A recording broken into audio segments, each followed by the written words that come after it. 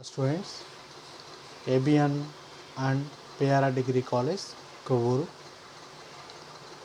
Welcome to online classes. Subject Central Banking. ప్రీవియస్గా మనం ఈ యొక్క సెకండ్ యూనిట్లో సెంట్రల్ బ్యాంకింగ్ ఇన్ ఇండియాలో ఆర్బీఐ యొక్క గవర్నెన్సీ అండ్ కాన్స్టిట్యూషన్ కోసం మనం తెలుసుకున్నామండి. అయితే ఈరోజు క్లాస్లో మనం ఈ యొక్క importance of constitution and గవర్నెన్సీ of reserve bank of India అంటే భారతీయ రిజర్వ్ బ్యాంక్ రాజ్యాంగ పాలన యొక్క ప్రాముఖ్యతను ఈరోజు మనం చెప్పుకుంటామండి ఈ చాప్టర్లో.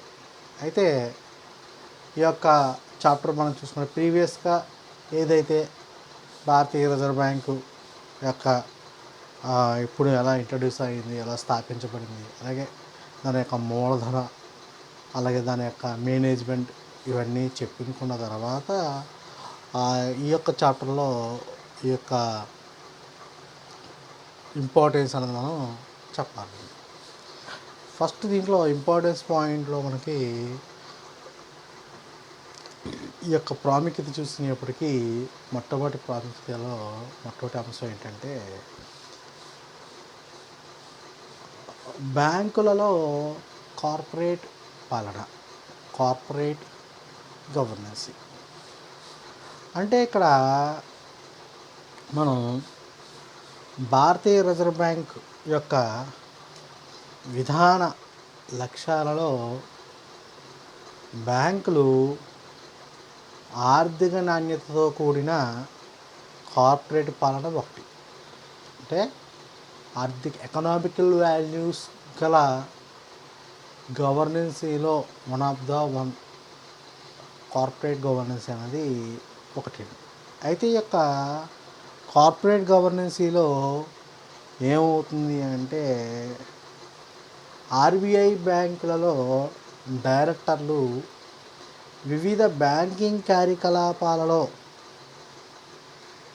విధమైన జ్ఞానం అంటే నాలెడ్జ్ మరియు ఎక్స్పీరియన్స్, అనుభవం కలిగి ఉండాలో, ఆ యొక్క ఎక్స్పీరియన్స్, ఆ యొక్క నాలెడ్జ్ ఎలా ఉండాలో ఈ యొక్క కార్పొరేట్ గవర్నెన్స్ అన్నది తెలియజేస్తుంది. అందువల్ల ఈ యొక్క అంశం గవర్నెన్సీ పరిపాలనలో కార్పొరేట్ గవర్నెన్సీ అన్నది ప్రాముఖ్యతగాంచిందని మనం చెప్పచ్చు. అందువల్ల ఈ యొక్క భారతీయ రిజర్వ్ బ్యాంక్ చాలా వాల్యుబుల్, అధిక నాణ్యతతో కూడిన గవర్నెన్సీ పరిపాలన చేయాలి. అలా పరిపాలన చేయాలి అంటే కార్పొరేట్ గవర్నెన్స్ అన్నది చాలా అవసరం. కార్పొరేట్ పాలన అన్నది అవసరం.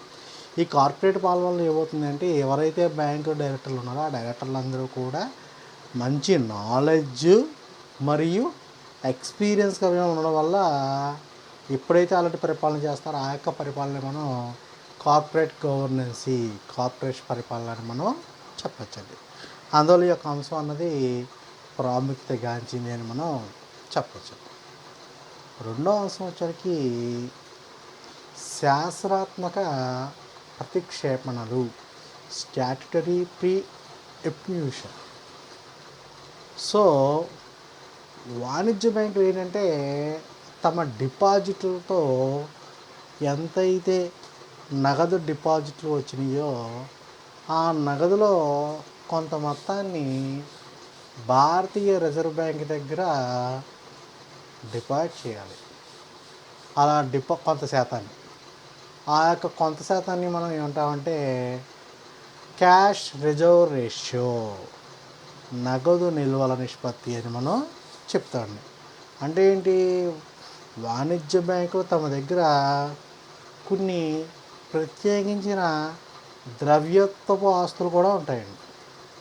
ఆ విషయంలో ఏం చేస్తుంది, కొంత శాతం డిపాజిట్లను ఉండడం అంటే రిజర్వ్ బ్యాంక్ దగ్గర ఉండడం చూసుకోవడం రిజర్వ్ బ్యాంక్ విధి కాబట్టి అలా ఏవైతే ఉన్నాయో దాంట్లో కొంత శాతాన్ని తమ దగ్గర డిపాజిట్ చేసుకోవడాన్ని ఏమంటారంటే స్టాట్యుటరీ లిక్విడ్ రేషియో, SLR, శాసనాత్మక నిల్వల నిష్పత్తి లేదా చట్టబద్ధమైన ద్రవ్యత నిష్పత్తి అంటారు.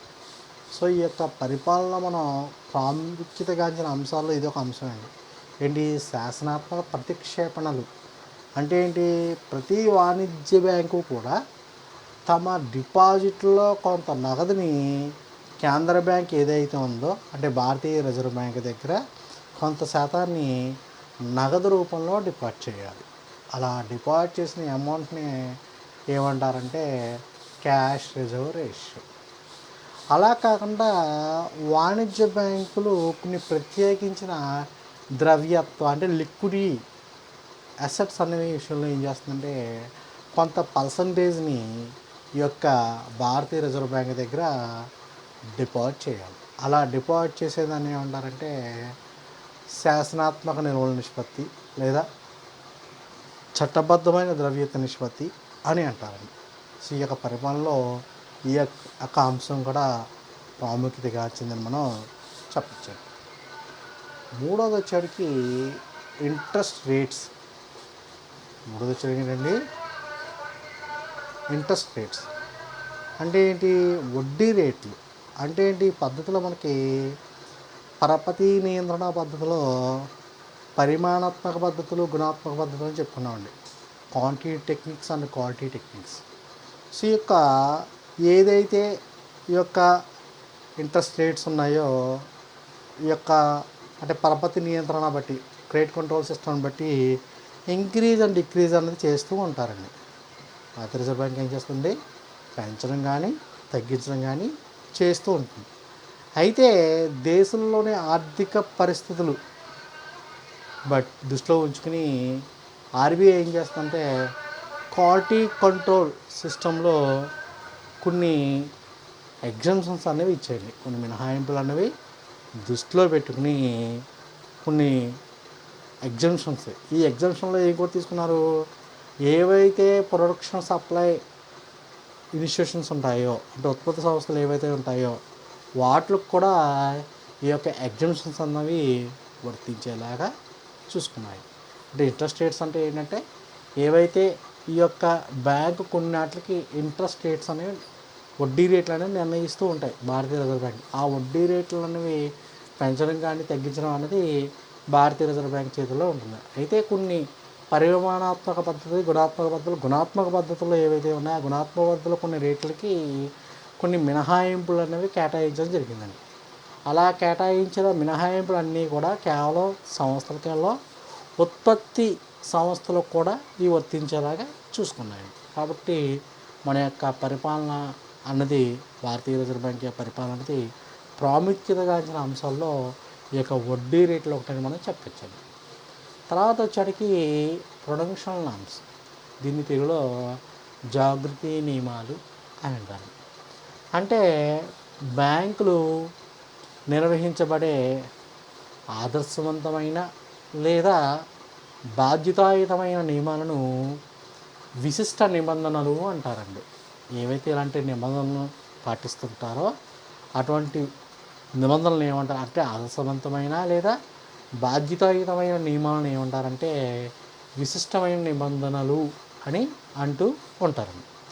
అయితే వాటి యొక్క ఆస్తి అప్పుల పట్టిని బలోపేతం చేసేందుకు వాణిజ్య బ్యాంకులు ఆర్బీఐ ద్వారా జారీ చేయబడే విశిష్ట నిబంధనలను అనుసరించవలసి ఉంటుంది. అంటే ఏవైతే కమర్షియల్ బ్యాంక్స్ ఉన్నాయో ఆ కమర్షియల్ బ్యాంక్స్ అన్నీ కూడా ఈ యొక్క బ్యాలెన్స్ షీట్ని ఆర్బీఐని ఫాలో అయ్యి అలాగే ఆర్బీఐ యొక్క నామ్స్ ఏవైతే ఉన్నాయో ఆ నామ్స్కి ఫాలో అవుతూ ప్రిపేర్ చేస్తూ ఇష్యూ చేస్తూ ఉండాలి. అయితే ఇన్కమ్ ఐడెంటిఫికేషన్ కానీ అంటే ఆదాయ గుర్తింపు కానీ డెవిరేషన్ ఆఫ్ అసెట్స్ కానీ ఆస్తుల వర్గీకరణ కానీ లేకపోతే ఈవెన్ క్యాపిటల్ ఇన్కమ్ కానీ లేకపోతే ఇన్వెస్ట్మెంట్ కానీ లేకపోతే పోర్ట్ఫోలియో కానీ లేకపోతే క్యాపిటల్ మార్కెట్ యొక్క మార్గదర్శకాలను కానీ ఇవన్నీ కూడా ఏంటంటే బాసెల్ 2కి నియమాల ప్రకారం జారీ చేయాలండి. నియమాలు చెప్పుకున్నాం. నియమాల ప్రకారం ఈ యొక్క వాణిజ్య బ్యాంకులన్నీ కూడా ఆస్తి అప్పులకట్టును జారీ చేస్తూ ఉండాలి. ఆ నియమాల్లో ఎలాంటి నియమాలు ముఖ్యమైనవంట? ఇన్కమ్ ఐడెంటిఫికేషన్, ఆదాయ గుర్తింపు కానీ, ఆస్తి వర్గీకరణ అంటే అసెస్ డెవల్యూషన్ కానీ, లేకపోతే కేటాయింపు కానీ, లేకపోతే మూలధన సంపద కానీ, లేకపోతే పెట్టుబడులు కానీ, లేకపోతే పోర్ట్ఫోలియో కానీ, ఆర్బీఐ యొక్క రిస్క్ నిర్వహణ కొరకు ఈ మార్గదర్శకాలన్నీ కూడా బాసెల్ 2కు నియమాల ప్రకారమే జారీ చేయాలని ఈ యొక్క ప్రొడక్షన్ అంశంలో చెప్పారని మనం చెప్పచ్చండి. అయితే ఇది కూడా ఈ యొక్క అంశం కూడా ఈ యొక్క ఇంపార్టెన్స్ కాన్స్టిట్యూషనల్ గవర్నెన్స్ ఆఫ్ ఆర్బీఐలో ఇంపార్టెంట్ అంశం అని మనం చెప్పచ్చండి. తర్వాత వచ్చేసరికి ప్రకటనా నిబంధనలు. ఏంటి ప్రకటనా నిబంధనలు అంటే ఏవైతే డిస్క్లోజర్ నామ్స్ అంటే మార్కెటింగ్ ముఖ్యమైన సాధనాల్లో ప్రకటనా నిబంధన ఒకటి అని చెప్పచ్చండి. ఎందుకంటే అడ్వర్టైజ్మెంట్స్ అనేది ఈ యొక్క ఎక్కడ చూసుకున్నా మోస్ట్లీ ఇంపార్టెంట్ రోల్ అనేది వహిస్తూ ఉంటుందండి. అయితే దీని ద్వారా సంబంధిత సమాచారం సాధనాల్లో ప్రకటన నిబంధనలు ఒకటని మనం చెప్పచ్చండి. ఏవైతే ప్రకటన సాధనాలు ఉంటాయో ఆ యొక్క అడ్వర్టైజ్మెంట్స్లో ఈ కొన్ని సాధనాలు అన్నవి ఉంటాయండి. సో ఇవి ఏంటి, కాలానికి అనుగుణంగా ప్రజలకు ఎలా చేరవేయబడుతుందో చూస్తుంది. అంటే ఏంటి, ఏదైనా ఒక అంశం తీసుకుంటే ఆ అంశం అన్నది పబ్లిక్ ఎలా రీచ్ అవ్వాలి, ఆ రీచ్ అవ్వాలి అంటే మిడిల్ ఆఫ్ ద పర్సన్ ఎవరు అంటే అడ్వర్టైజ్మెంట్స్ అని మనం చెప్పదు. అంటే ఈ యొక్క అడ్వర్టైజ్మెంట్స్ ద్వారా, ఈ యొక్క ప్రకటన ద్వారా ప్రజల వద్దకు మనం ఏదే అంశం అయితే అనుకున్నామో ఆ అంశం చేరుతూ ఉంటుంది. అయితే ఏ కమర్షియల్ బ్యాంక్ వాళ్ళ ఇష్టానుసారం ఈ యొక్క అడ్వర్టైజ్మెంట్స్ ఇచ్చుకోవడానికి అవకాశం ఉన్నది లేదండి. భారతీయ రిజర్వ్ బ్యాంక్ నిర్దేశించిన ప్రకారమే బ్యాంకులు తమ వార్షిక నివేదికలు మరియు మూలధన సంపూర్ణ ఆస్తి నాణ్యత, ద్రవ్యత, ఆదాయ మార్గాలు మరియు విధించబడిన జరిమానాలకు సంబంధించిన డాక్యుమెంట్స్లు ప్రకటించవలసి ఉంటుందండి. వాణిజ్య బ్యాంకులు తమ ఇష్టానుసారం తమకి ఇష్టం నచ్చినట్టుగా ఆస్తులకు ప్రకటించుకోవడం, ఆస్తులు పట్టుకుని ప్రకటన చేయడం అలాంటివి చేయకూడదండి. భారతీయ రిజర్వ్ బ్యాంక్ ఏవైతే ప్రచురించమందో వాటిని ప్రచురించాలి. అవి ఏంటంట, వార్షిక నివేదికలు, యాన్యువల్ రిపోర్ట్స్, మరియు మూలధన సంపూర్ణ ఆస్తి నాణ్యత, ద్రవ్యత్వం, ఆదాయ మార్గాలు. ఓకేనా? అవి కాకుండా ఏవైనా జరిమానాలు విధిస్తే ఆ జరిమానాలకు సంబంధించిన డాక్యుమెంట్స్ను కూడా ప్రకటించవలసి ఉంటుందండి. అర్థమైందండి. కాబట్టి ఈ యొక్క ప్రకటన నిబంధనలు కూడా, డిస్క్లోజర్ నార్మ్స్ కూడా ఒక అంశాన్ని మనం చెప్పచ్చండి. తర్వాత యాంటీ మనీ లాండరింగ్ నార్మ్స్ అంటే మనీ లాండరింగ్ వ్యతిరేక నిబంధనలు. అంటే భారతీయ రిజర్వ్ బ్యాంకు మనీ లాండరింగ్ అరికట్టేందుకు బ్యాంకులకు అనేక నిబంధనలను మరియు మార్గదర్శకాలను సూచిస్తుందండి. అంటే ఏవైతే మనీ లాండరింగ్ ఉందో దాన్ని కంట్రోలింగ్ చేయడం కోసం కొన్ని రూల్స్ అండ్ రెగ్యులేషన్స్ అన్నీ కూడా ప్రకటించడం జరిగిందండి. సో వాటిని ఏమని చెప్పుకోవచ్చు అంటే వాటిల్లో కొన్ని మనం కేవైసీ నామ్స్ కానీ, ఏఎంఎల్ నామ్స్ కానీ, లేకపోతే సిఎఫ్టీ నామ్స్ కానీ అని మనం చెప్పచ్చండి. అంటే ఈ యొక్క మనీ లాండరింగ్ యొక్క అంశాల్లో మనం తీసుకుంటే వాణిజ్య బ్యాంకులు ఏంటంటే ఆ యొక్క వాణిజ్య బ్యాంకులు అనేవి కేంద్ర బ్యాంకు కొన్ని నిబంధనలను సూచించారు. ఆ యొక్క ఉదాహరణలో మనం చెప్పుకుంటే ఆ యొక్క నామ్స్ 7 ద్వారా ఈ యొక్క మనీ లాండరింగ్ని కంట్రోల్ చేయొచ్చు. అంటే మనం ఈ యొక్క ఏదైతే అంశం ఉందో అంటే కేవైసీ నామ్స్ కానీ, నవ్ యువర్ కస్టమర్ కానీ, లేకపోతే ఏఎంసీ నామ్స్ కానీ, ఏఎంఎల్ నియమాలు కానీ, లేదా సిఎఫ్టీ నియమాల ద్వారా యొక్క మనీ లాండరింగ్ అనేది మనం కంట్రోల్ చేయొచ్చు అన్న నిబంధనలో ఉందని మనం చెప్పచ్చండి. తర్వాత వచ్చరికి ప్రొడక్షన్ ఆఫ్ స్మాల్ డిపాజిటర్స్, అంటే చిన్న పొదుపుదారులకు రక్షణ. చిన్న పొదుపుదారులకు రక్షణ అంటే ఎవరైతే చిన్న తరహా డిపాజిట్దారులు ఉంటారో వారికి రక్షణ కల్పించడానికి భారతీయ రిజర్వ్ బ్యాంకు డిపాజిట్ నియామక గ్యారంటీ కార్పొరేషన్ను స్థాపించిందండి. ఏవైతే ఈ యొక్క స్మాల్ డిపాజిట్స్ ఉంటారో వాళ్ళందరినీ కూడా సేవ్ చేయడం కోసం ఒక ఆర్గనైజేషన్ని స్టార్ట్ చేసింది. ఆర్గనైజేషన్ పేరు ఏంటంటే రిజర్వ్ బ్యాంక్ డిపాజిట్ నియమ గ్యారంటీ కార్పొరేషన్గా స్థాపించింది. ఇది ఏంటంటే 1,00,000 లోపు తక్కువ డిపాజిట్లు గల బాధ్యతలకు ఎవరైతే డిపాజిట్లు గల బ్యాంకులు ఏవైతే ఉంటాయో ఆ బ్యాంకులకి ఏదైనా నష్టం వాటిల్లినప్పుడు వాటిని ఇన్సూరెన్స్ రూపంలో వారిని ఆదుకోవడం జరుగుతుందండి.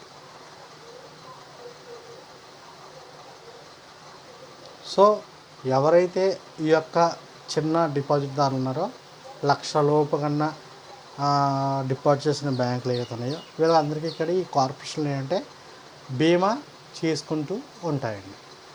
బ్యాంకులు వైఫల్యం చెందినప్పుడు ఈ యొక్క ఆర్బీఐ డిపాజిట్ ఇన్సూరెన్స్ పథకమును అమలు చేస్తుంది. ఏదైనా బ్యాంక్స్ అనేవి లాస్ అయిపోయి ఆ డిపాజిట్లు లాస్ అవ్వకుండా ఉండడం కోసం అప్పుడు ఈ యొక్క అంశాన్ని ఎక్కడ అమలు చేస్తుందంటే ఆర్బీఐ యొక్క డిపాజిట్ ఇన్సూరెన్స్ పథకంలో ఈ యొక్క అంశాన్ని అమలు చేస్తుంది. కాబట్టి మన యొక్క పరిపాలన ఆర్బీఐ యొక్క పరిపాలనలో ఈ యొక్క అంశం కూడా ప్రాముఖ్యతగాంచిందని మనం చెప్పచ్చండి.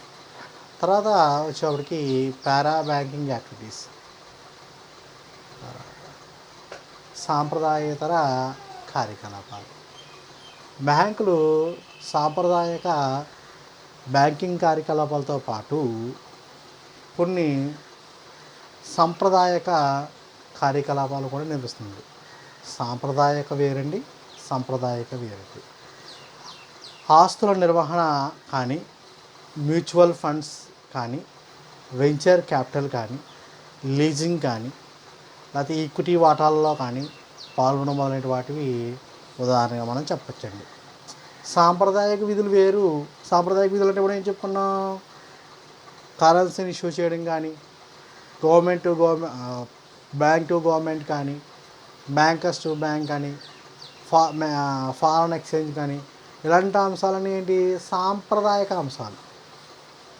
సాంప్రదాయక అంశాలు అంటే ఏంటంటే ఆస్తుల్ని మెయింటైన్ చేయడం కానీ, లేకపోతే మెయింటైన్ టు మ్యూచువల్ ఫండ్స్ కానీ, మెయింటైన్ టు వెంచర్ క్యాపిటల్ కానీ, మెయింటైన్ టు లీజింగ్ లిక్విడిటీ కానీ, ఇలాంటి అంశాల్లో కూడా పాల్గొంటూ ఉన్నానుకోండి వాటిని మనం సాంప్రదాయక కార్యకలాపాలను మనం చెప్పచ్చు. అయితే ఉదాహరణకి ఈ యొక్క భారతీయ రిజర్వ్ బ్యాంకులు ఈ కార్యకలాపాలను ఎప్పటికప్పుడు జారీ చేసే మార్గదర్శకాల ప్రకారం చేపట్టేందుకు అనుమతించింది. ఎప్పటికప్పుడు దీనికి సంబంధించిన మార్గదర్శకాలు అన్నింటిని కూడా ఇప్పుడు ప్రకటిస్తూ ఉంటుంది. కాబట్టి వాటి ప్రకారమే ఈ యొక్క కార్యకలాపాలన్నీ కూడా నిర్వహిస్తూ ఉండాలండి. ఏంటి ఈ లీజింగ్ చేయడంలో కానీ, అదే క్యాపిటల్ వెంచర్ క్యాపిటల్లో కానీ ఇలాంటి అంశాలు అన్నట్లో కూడా. తర్వాత వచ్చరికి యాన్యువల్ ఆన్సైడ్ ఇన్స్పెక్షన్, వార్షిక బ్యాంకుల తనిఖీ. అంటే భారతీయ రిజర్వ్ బ్యాంకు బ్యాంకుల యొక్క ఆర్థిక స్థితిని, నిర్వహణ నాణ్యతను, మూలధన సంపదను, ఆస్తి నాణ్యత ఆదాయాలను వ్యతిరేకిస్తూ మరియు అంతర్గత నియంత్రణ